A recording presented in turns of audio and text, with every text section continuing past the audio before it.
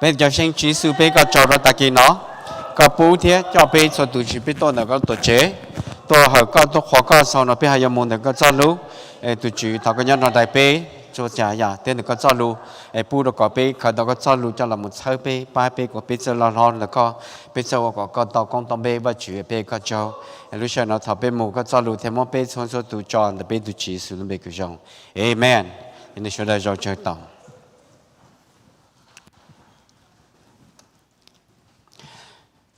So this morning, I'm going to go to talk about thought. Right? Cú cho bé cú một thả cho cái cú sáng, thinking, thought, bé sáng cho. Bé sáng để bé tranh vật chủ, rồi để bé qua tin hình nhau để tên nó. Thought doesn't matter to us, but it does.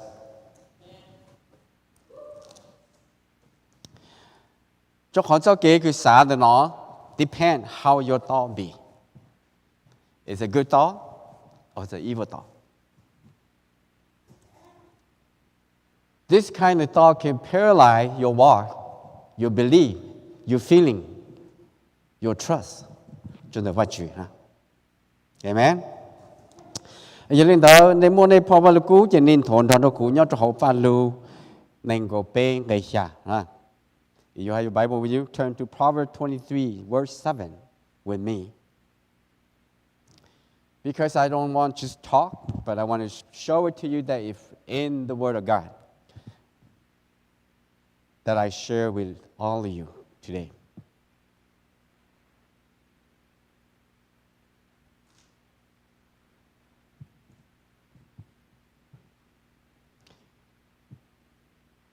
And I also, again and again, encourage all of you to bring your Bible to church. We go to the football field to play, we need to bring our shoes, our ball. We go to this army to fight, we need to bring our weapon. And then we come to church, we need the Word of God as our weapon, our protection, so that we can learn how to fight, how to use, how to protect ourselves. Amen?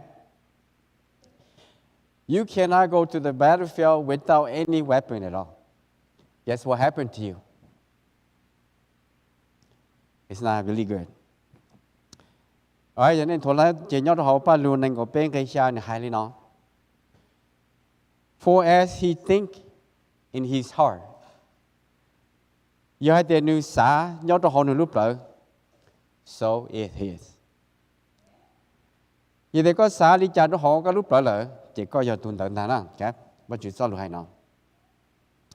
And in morning they eat and drink.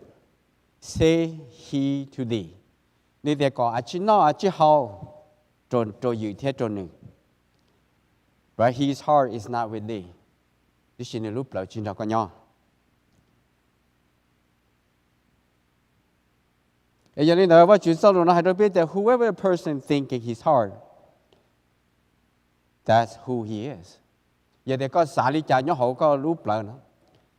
Chỉ để con dành vào chuyện một gia con nhóm một gia lúc sau cái con xả lên đó chỉ có on na with God, but that's who you are. Có xả đi cha chỉ có giờ lên đó rồi đó có tụ khen nung đó lúc sau đó. Cái cú chơi hai đó cú lúc đó thì nè chỉ nó nè chỉ hậu thì chỉ cú lúc đó chỉ cho nên nhau.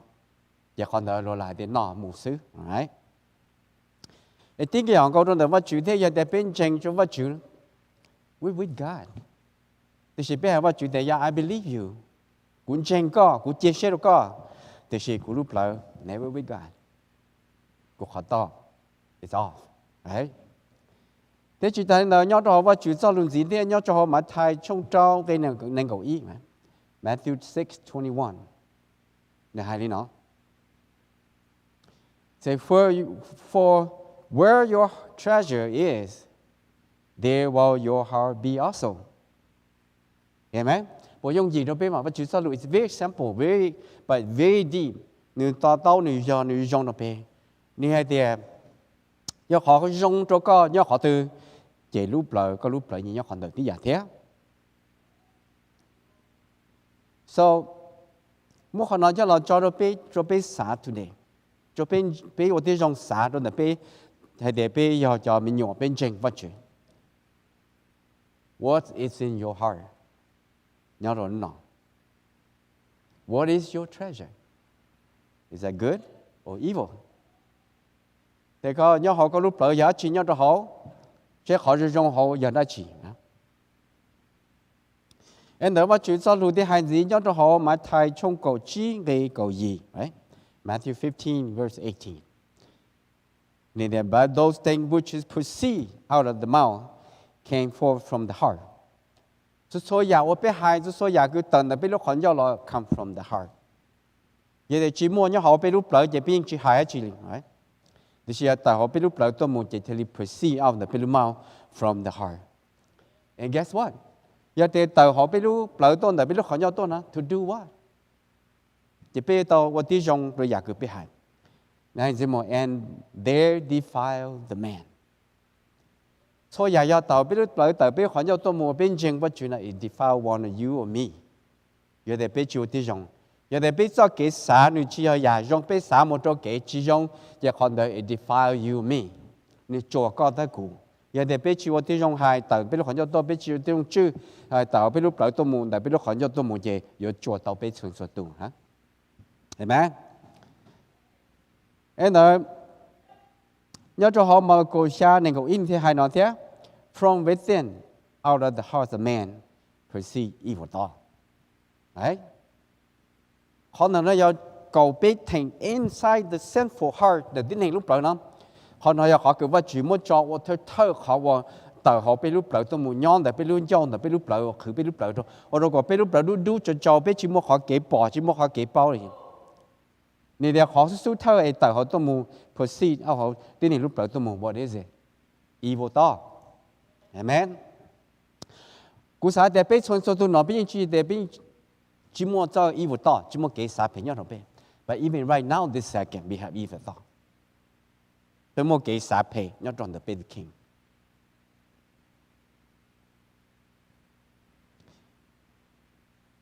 And this is one of the most thing that which is defile a person, right?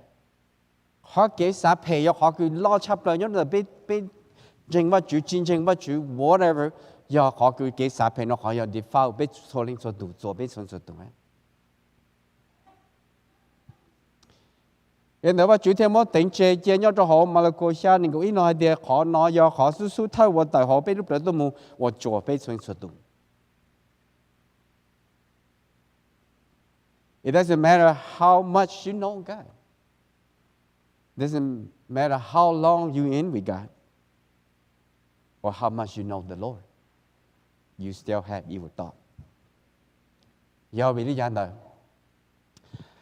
Thầu sư hư sở trình là mua và chủ sở luôn nhận thấy này oh that's good tôi nhận that before. That's evil thought. I know that before. Evil thought. Right? I know this. Cô bảo ya nói I don't need to hear. That's evil thought.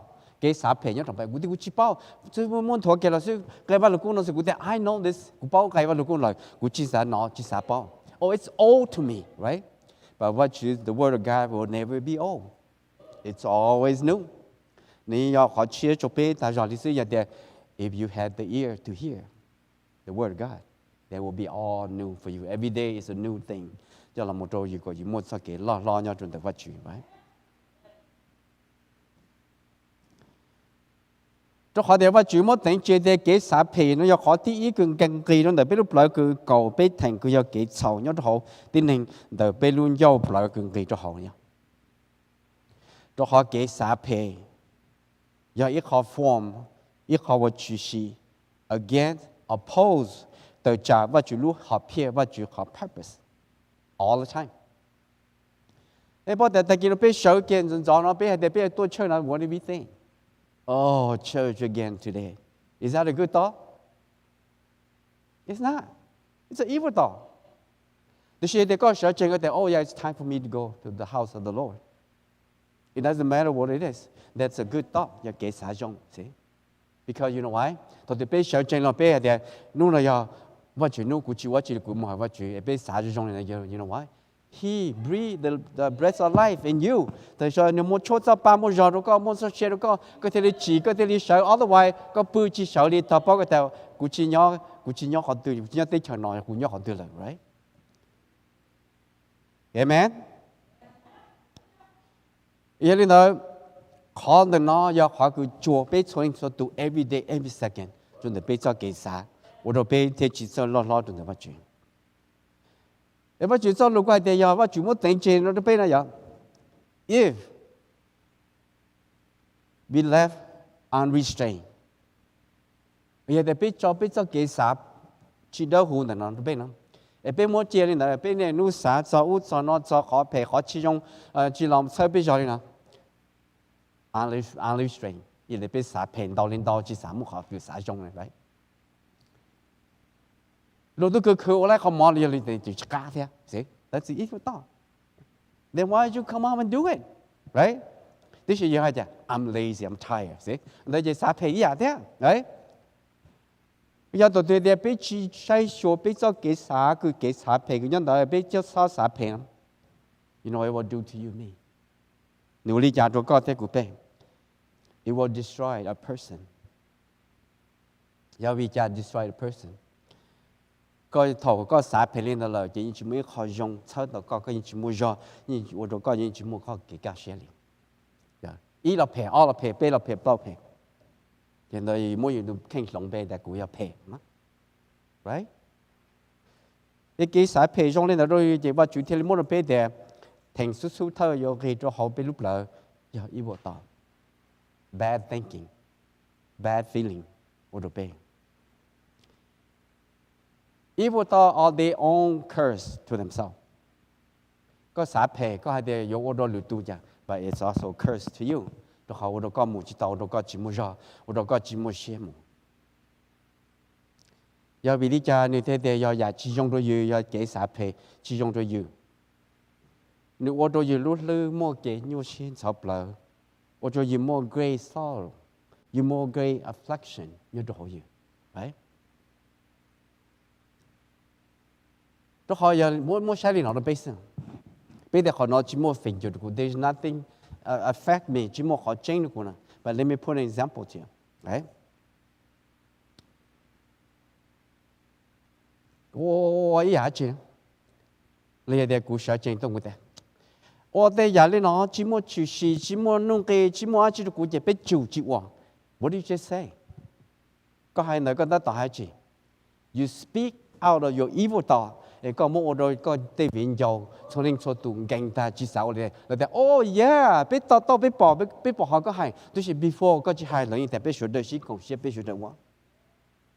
把頭俾曬人哋嗱，對。被經營我去做路了，被去我哋攞我哋去他們Bible study 去摸去呢，但係一步到，我都要做，我都要，但係我去做路的有啲被結合幾十片咯，那麼做啲改變呢 ，it will destroy you me。你幫我 destroy 俾你講，但係我俾做勁到你我主要為咋 ，because all evil thought。俾曬啲，我主要知道攞嚟，我主要做路攞啦，邊我俾人知曬有我哋我主做路係，但係 evil thought， that's curse you， 但我都講要啲你只冇讓冇得我主，一天讓學高嚟高。所以曬皮咯，你學 course 樣，你攞學 peer。You know what his purpose is？ evil thought 攞學 peer 要起學中做俾到傾。冇我也只用，比如啲有啲一哭你知啦嘛，係比如攞咗，比如攞啦，都自配啲每奴古人做嗰時，係比如攞啦個比一攞啦個啲古人用做嗰時，亦每奴啲人做啲，就可以有別呀，預咗幾十皮，叫要冇我到皮啊，係咪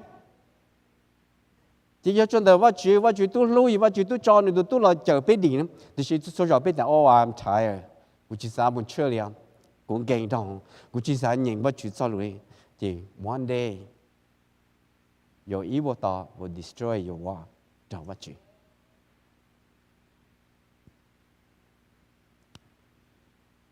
tình hình thọ lớn chơi what you chấp lại nên bao giờ lúc sau từ bây giờ là nhớ sầu trống là nhớ họ cứ hả they're in the valley. That's what they need God the most. Lớn cho God sao what you the most. Thôi đó là lũ phu là buồn được xin để là một số ở bên liều của what you tập là chậm. like Jenny in the battle.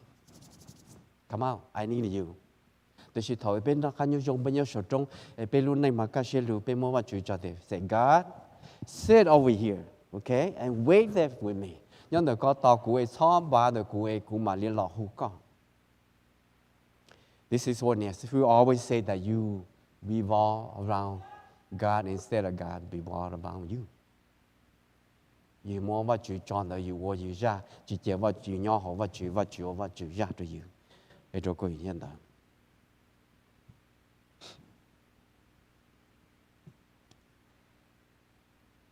Ở đây đó, bây giờ yo chủ tao what chủ cho luôn. 我都等老母鸡，这个这些叫老母，赶到的后边，考个 cloud 一不到，被传出都被还 cloud 一不到，要准备。我就走路天灵鸡到的好，个被bỏ，可以老母去天灵路了。被路了，老母可就做你bỏ lên đó bên bỏ chỉ chính, right?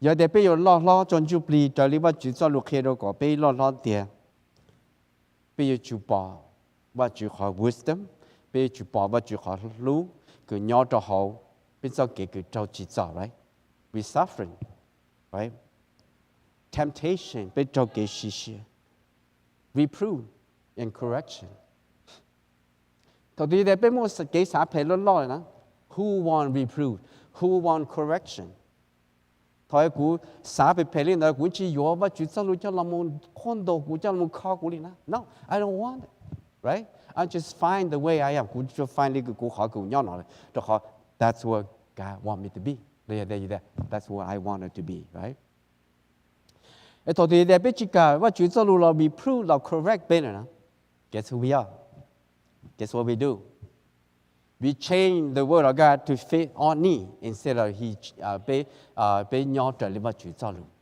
That I don't need this verse, I don't need the other verse, but we have to do this way. Thôi đó giờ be evil to, giờ thôi be bi chả. We need to change the pastor the way that he teaching. We need to short out the Bible study. We need to stop this. We need to stop that. But for me, my wife, we don't do that. We follow the Lord, right? Cũng một vài chuyện cho lũ tôi khi này every Sunday, Saturday, it's not because that's how I want it.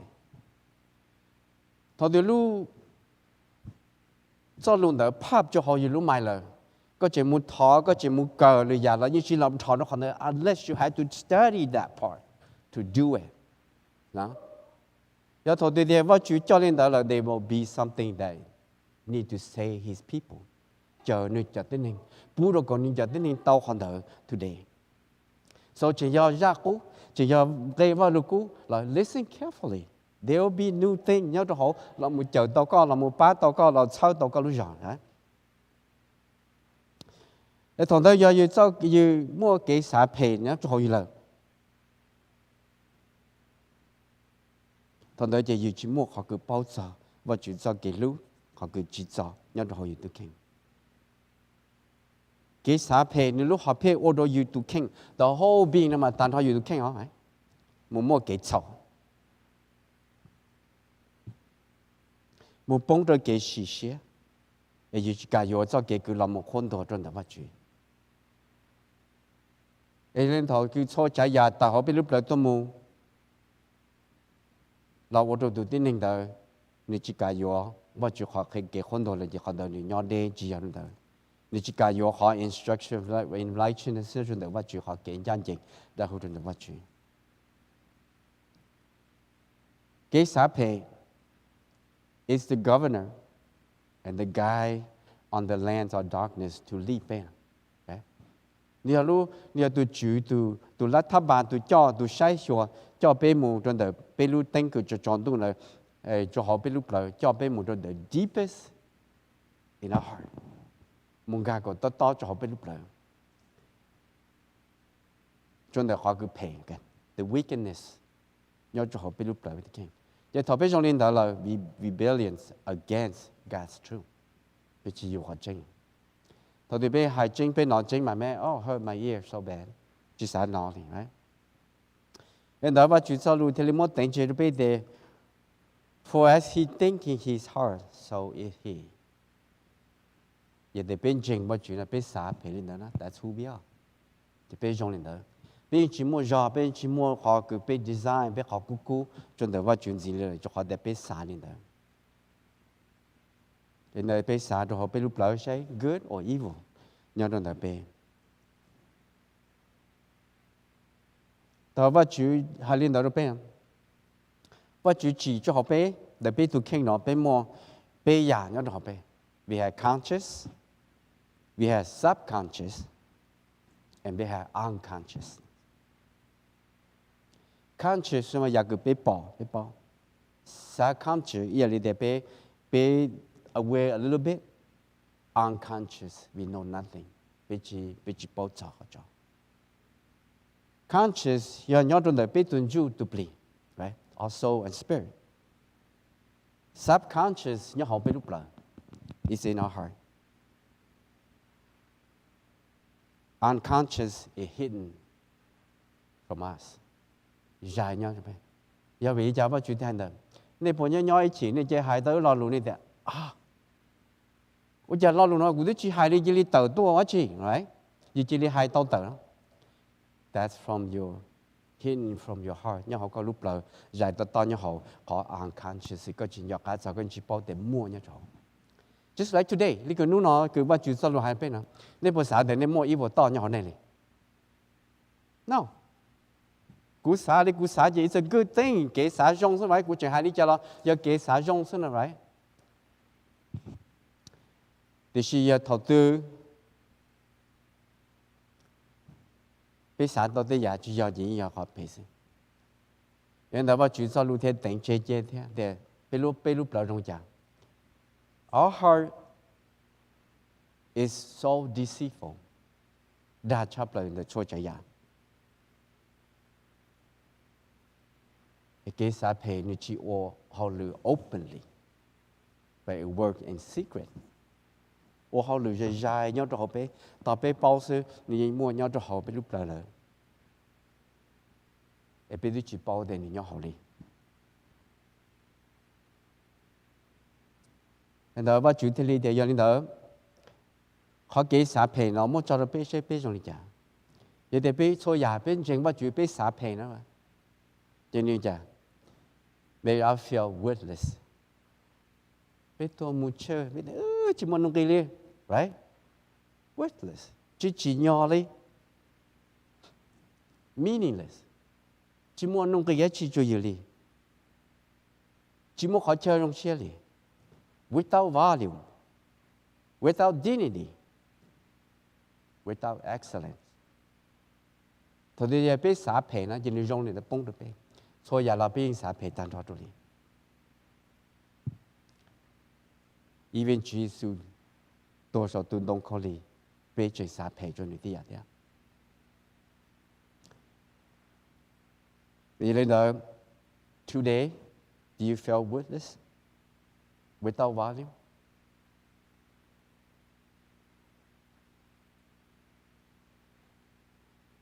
What you Jamino used to be so obedient, full of design. Nông lưu thế bún có cho kế cú lo cho được phát triển. But now they say, I can't anymore. Because I don't have it, I don't want it to do this anymore. Chỉ thổi bé xả để cũng chỉ xả, quá chỉ lờ, thổi gì cũng cú vậy. Để tụi chỉ mua là gì ở mua, để tụi chỉ mua là gì qua, để chỉ thổi gì xả phê tôi muốn rồi, gì cho kế xả gì bù gì lúc là gì thổi này, I don't want it anymore. Cú chỉ vô lý cứ hoàn toàn là cú nhỏ cú là cú sự. Ở thầu thì bây giờ lên đó, thì bây giờ cái xã phê nên define tao bây tu khen là nên chùa tao bây. Nên chùa bây, ở đó bây chỉ xã yếu và chỉ xã cú sẽ cho tao bắt chữ chỉ đem. Thầu bây giờ lên đó bây chỉ muốn theo ba bờ lo, ấy là số chỉ参与了，了你只包的一波钱，一波么只，一类的波 exist，波么也分nhau 头。You still feel the same way vậy thì có một evil thought như chúng ta có thực hiện có một cái xã phải nhận được cái vậy thì có xã chỉ dùng là có lúc cho cái xã chỉ có ý linh sinh là con rồng và chủ có ý dùng xe joyful ý dùng xe chuẩn được và chủ ấy nói khi tao đâu biết thì evil thought cái xã phải nó powerful mà lý giải nó mua phi chỉ mà lý giải đâu biết cho cái biến chứng mà chuyện it destroy everyone around you in your life.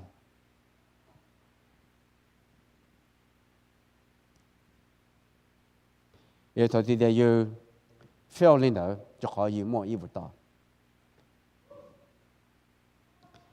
Evil thought cho bên một chỗ into deprived, corrupt, perverted, and bad condition, and impairing operating to the good quality of new man. Nếu là một chỉ số trái nhà tàu cho biết tụi nên chia cứ nhau học biết nó có biết sao mua khó gươm sao mua khó quality more impair nó more có nị bỏ cho mua có nị sao mua khó trong nhau nó biết. That's why what you chỉ sau để evil thought là sau chế đó. Number one, the beginning cho biết lúc lại cứ mua cái chảo nó a evil thought. That's the number one. That's the first step. Thôi có trong cái của tao đó là that's the evil thought.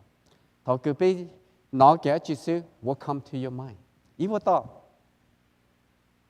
Thôi có nó cái chỉ sự có what do you say? Evil thought. Chúng ta có được kinh. Ý là mà chủ môn nó biết chỉ để là hai cái trong nó biết thì mà evil thought is a great power that affect me. Yeah. Giờ để biết mua cái xã phải chúng ta biết là vậy. Ý lo lu chênh, ý khó situation, ý khó conversation, nếu muốn chịu nè. Bây giờ biết bao nhiêu cái would distort me, right? Ý là để đại đô nào cũng chỉ là muốn chịu nó, chờ ta có những sai chỉ tao, những bao chỉ tao để đại đô này vậy chứ. That's how evil thought do in your mind, in your heart. Rồi hai họ dùng sự chỉ là muốn chịu liền, chừng khẩu cha đi cho má là thế. Cho họ là chỉ bảo họ chân nhận là chỉ là. Vậy thầu trong linh đó là when we look at a distorted picture, chúng ta biết sao kiến chứng, we create excuse for our self-pity. Oh, I don't have time. I'm so busy. Oh, yeah, it's too early. Oh, yeah, the word of God is too hard for me. Oh, because it's not time for me to go to church. Yeah, it's not time for me believing God. Maybe one day. That's called excuse for self-pity.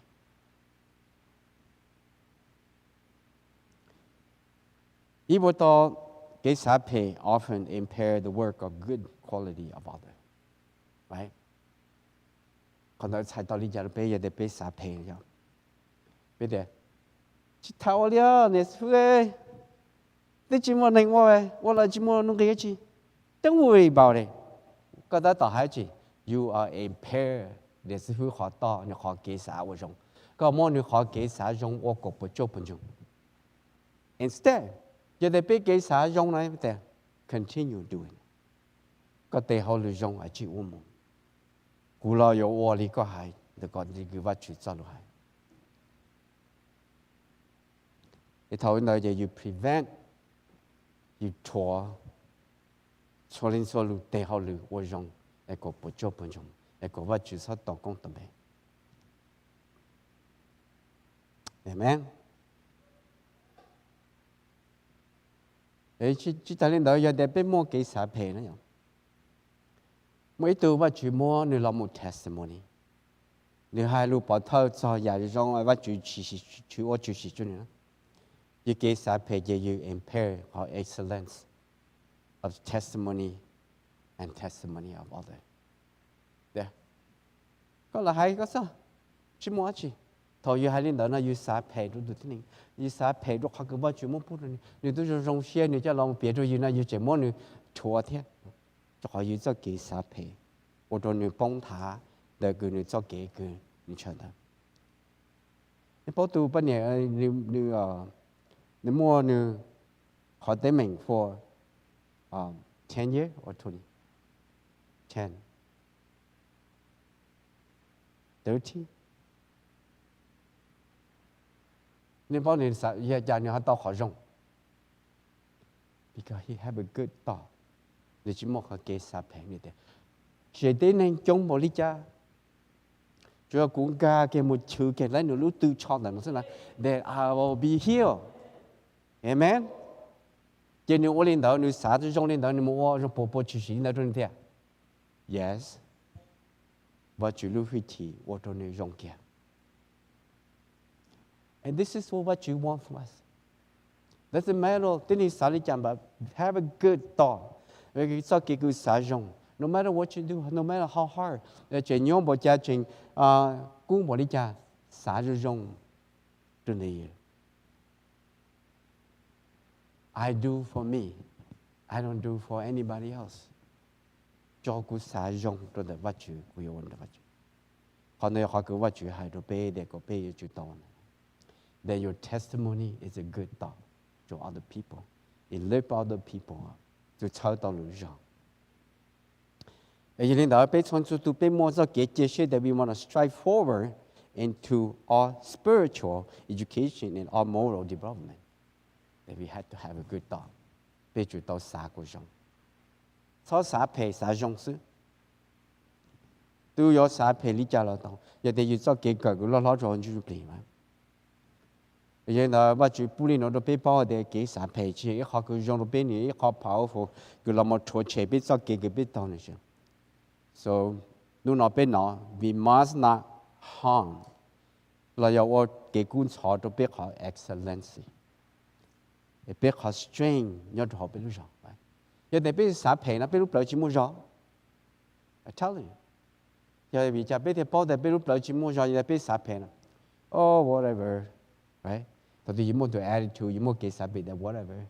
Lỡ nhà của cha lỡ bên trên nó nhiều đi cha như thế nữa, cụ chỉ mẹ rồi cụ chỉ mua chơi cụ chỉ chính vật chứ sao? So no matter what, còn đây you gì, ở chỗ chỗ chế lúc giờ nhớ cho họ yêu lúc lại, ở chỗ yêu cho cháu, ở chỗ yêu gang, yêu chỉ sao vật chỉ li, sao nhớ tới yêu gì, thì sẽ vật chủ đề, how are you gonna glorify my name? Say those things. Có yếu chơi có yếu của luôn bề còn rõ chơi của chơi tôi từ rồi có hai lý coi yếu chả ô tàu yếu chả ba tàu instead yếu để bên mua cái sản phẩm biết chỉ live one another up và bên chú cho nên số tu sát tàu cái mong phải để tồn tại chú mỗi tu diện trên đại mỗi chú hoặc tu tồn tại của bông bên xã thì cái sản phẩm xã ta là xã đua ô đua chỉ mua ăn chỉ được bên nào. But this is what you saw to have. The evil deed is the outer serpent that bit other, right? Như thế họ có cái phê trong cái cứ tu ná tỏ tin hình sao nó right here outside the skin, right? Tu ná tỏ nó. But the evil thought is the inner serpent that poison a person's whole being in the venom inside, right? Cái xã phê ở trong cái lý cho tàu ná cứ tỏ có ở trong tàu ná nó một lá có lúc chế ở trong có một chỗ bên trong. Ở bên bao để cái xã phê mua bao của cha mua phi chỉ của cha nó được bên cho cái xã. Giờ thôi ya cũng chế của cháu brother cũng chế của bên trên của xã phê rồi thôi cho tu na. I don't want to preach. Cũng chỉ xã kia và chữ cho luôn. Cho họ cũng kia rồi nên họ lấy cái này sẽ vui như thế nào. If you're in the boat, we want you all in the boat. We try to train our draw out. We don't want anybody to get off, but we take on the train all the way go to our destination.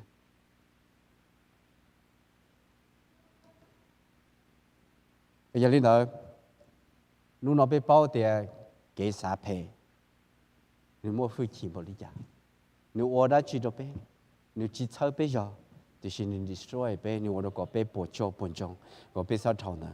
Giờ thôi thì để bé mua cái xã phê nên đau rồi, giờ ở đó có bé chỉ mua cho cái các chế chuẩn vật chủ. Giờ lúc nào chỉ bé tay vật chủ thì có vật chủ, bu cho có bé mua khó cứ chính pháp, aware. Chúng ta biết cho cái xã. In the early burden, ý là cái thầu cái dân gió cái spring,有còn thầu cầu chứ. Ở bên sau chia nếu 我转动的时间头个被绑定头cầu是找把这是，也差不多接nhau cho học bé. thế chỉ ta có vật chủ cho lu cái cho nó tờ cho học sinh chụp li của lúc tên cái vật chủ cho lu học sinh là một số là một tu bé cái đó có bé xong một cái sản phẩm nhá thọ bé cho nên bé lúc tên cái chọn tu cho bảo cái sự sao chọn tu chắc khử bé cho nên bé cho cái bé wo outward đi bé cho lu bé cho nhà cái bé wo để sau lần rồi họ đã sẽ ba also cho cái bé sa bị pay in the inside cái nhau secret bị chỉ bảo trợ đi xí. En rồi đó có tao ấy có biết thì nhau giờ trong đó vật chủ thế thì của tao thì cái vật chủ nó học phép không? En đó chọn chuyện nhà để biết chế tao còn đó trong đó biết sao sa pay tao nó bên. We had no concern about chỉ mua giờ tao trong đó vật chủ nào. Vật chủ yên chủ mua lúc giờ đó biết. Biết chỉ mua giờ is not because vật chủ nhau đây được biết. Biết chỉ mua giờ because vì để chỉ mua lên từ chấp bé, bé chỉ mua giò because bé sa phe là một tờ trả lú giò nhau chầu bé lú lỡ, bé thì chỉ mua giò kia cho nó phát triển cuộc sống. Vậy thì bé sao sẽ sa phe咩? We are peace, bé muốn sao cái nhau share, sao cái cá share cho nó phát triển, đào cho nó phát triển. Amen. Hiện tại cũng chia sẻ để phát triển cho lú ta kỳ nó, rồi riêng mẹ cho bé cho tôi lú lỡ. để個比較冇啲種啥，到底比較啥嘢去，再嘢去，若間種就話住 acknowledge 話住，但話住 this thought is not a holy thought, it's an evil thought. Cleanse my thought, 做古作嘅啥，一個錯嘢古啥，เรา冇猜過到嚟度，因到古，เรา冇猜過到古路上，做古作嘅人我講攞盡到話住是，誒所接作嘅啥平啦，你攞落報古，你攞我個古啥的就得個公勁就盡到個話住。Amen. Anda pe sang ju ku tha wa chi pu pe ke pe ha ma le mu ma mu che pe vi chang sinh chi su pe ko chau ra ta ki no ko pu ko chang chang de pe so tu che pe to ha ko to kho ko na ko to che tu che pe ko chau ra ko cho lu ta ki ko mo pu pe có một tình chế chế cho cái sản phẩm nó đâu bên đâu đến tế cho các gia luôn ở xe xong thầu là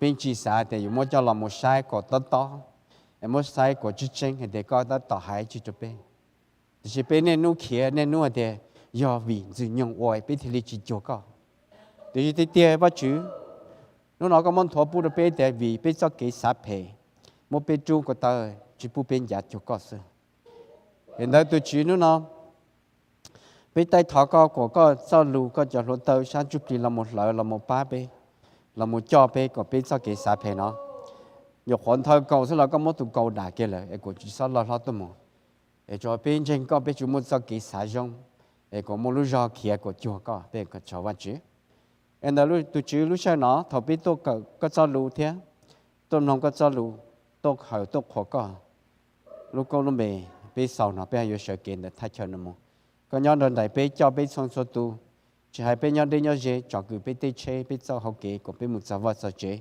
chỉ một cái cho nhỏ chỉ và chú bé có cho ấy của cho lúc sau cứ bé tỉnh chế lúc sau bé đặt cáiตัวkếตัวhọc cáiตัวkhó cái tí giải bố ấy và chú cho lúc sau nó thì tay thọ con nhau này cho cứตัวtaoตัวchỉ tao tí xí thế cho cứ mua món một cái nhá tao vật tao chế và chú chỉ hai lúc bên là có những bao lên từ con tròn đại cho là cho mua họ lử là và chú con tròn rồi là lúc lỡ chống một cái sao luôn lo chống rồi là lúc lỡ chống rồi là cho cái xã của nhà xã đâu hú sao xã cái phe để xong một cái cho chế và chữ cho cái xã cho nhau dùng được có họ cứ đâu hú sẽ và chữ bé có cho nên đó lúc sau nó thọ cứ bé yêu sợ cái nó bé thêm một bé son số tu cho nhà cho nó bé tuổi trẻ sinh chỉ sử dụng bé cái xong amen một theo và chữ cho